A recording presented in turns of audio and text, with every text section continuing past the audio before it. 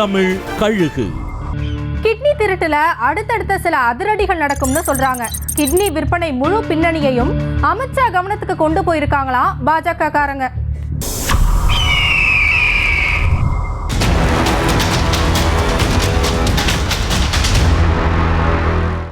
Kidney விற்பனை முறைகேட்டுல தமிழ்நாடு அரசு அரசியல் காரணமா சரியான நடவடிக்கை எடுக்கலன்னு மதுரை ஹைகோர்ட்ல ஒரு வழக்கு தாக்கலாச்சு.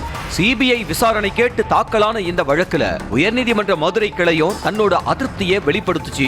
கிட்னி திருட்ட பத்தி முழுசா விசாரிச்சு செப்டம்பர் 24ஆம் தேதிக்குள்ள அறிக்கை தாக்கல் செய்ய தென்மண்டல ஐஜி பிரேமானந்த் சின்ஹா தலைமையில விசாரணை குழுவையும் நியமிச்சிருக்கு நீதிமன்றம்.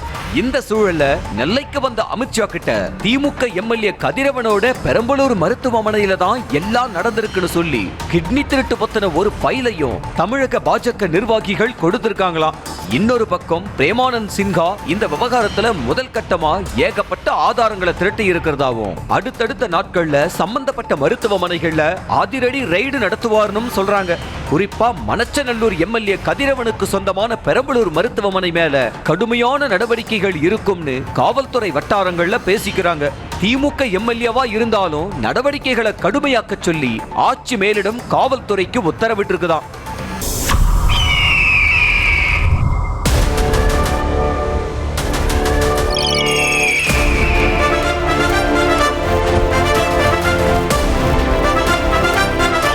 நியூஸ் தமிழ் கழுகு.